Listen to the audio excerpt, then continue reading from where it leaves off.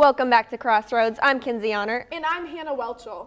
This fall season seems to get everyone wanting to bake. Southland Christian Church pulled out the pie crust and rollers and took on a major cooking task this past week when they baked hundreds of cookies for the local homeless community. I know that I love to bake during this season, and I especially love giving out what I've baked to those around me. Kenzi, what do you like to bake during this holiday season?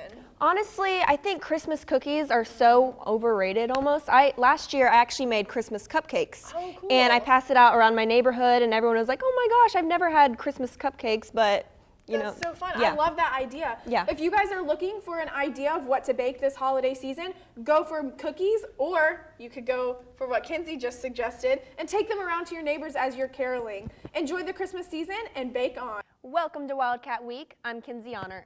The women's volleyball team is wrapping up their season this week at NAIA Nationals.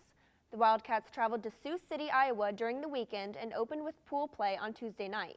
In their first contest, they took on 6th-ranked Missouri Baptist. IWU kept pace with Missouri Baptist throughout the match, taking the opening set 25-20. Marion is known as Christmas City, and that is all thanks to Matter Park's Walkway of Lights Christmas display. However, police have been cracking down on vandals coming in and stealing small pieces of lights from the park. Welcome back to Crossroads. My name is Katrina Blackman. And I'm Kenzi Ahnert. Well, Kenzi, Veterans Day is just around the corner. Do you have any family traditions?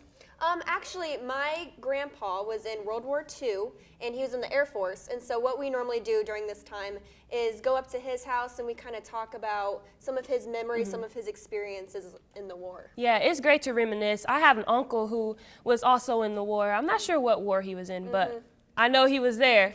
Many people have grown up in Indianapolis-based Gleaners Food Bank got some help Friday from Ameriprise Financial Advisors in the fight against domestic hunger.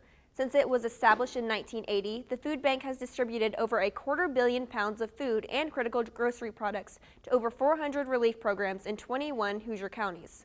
Many Christmas shoppers are coming out to their cars finding sums of money underneath their windshield wipers. While they think this is an act of giving, it is actually an act of theft.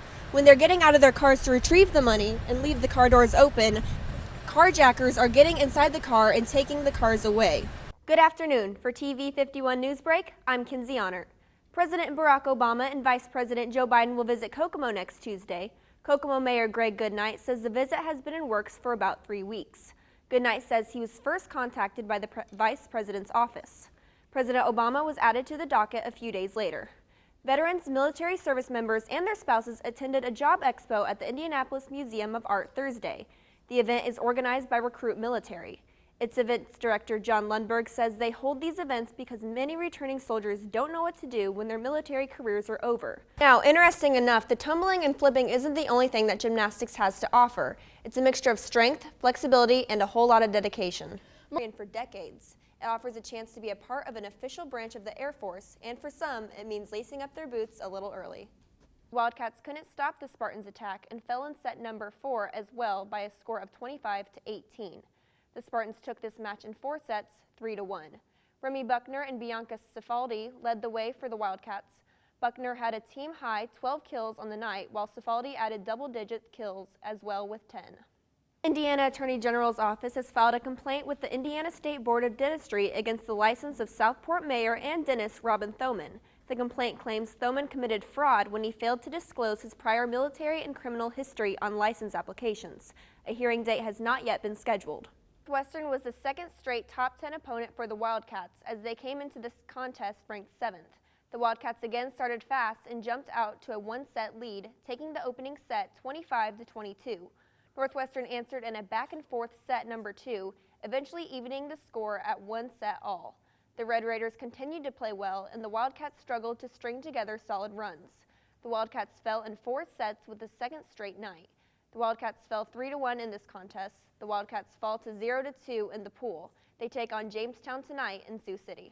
A survey by Urban Land Institute's Indiana chapter reveals real estate businesses are struggling to find work in the worst downturn in their industry in decades. However, Indiana Chair Jim Thomas says there is a light at the end of the tunnel. In the next 2 years, it's predicted that borrowers will have a better chance of getting refinanced, allowing more development.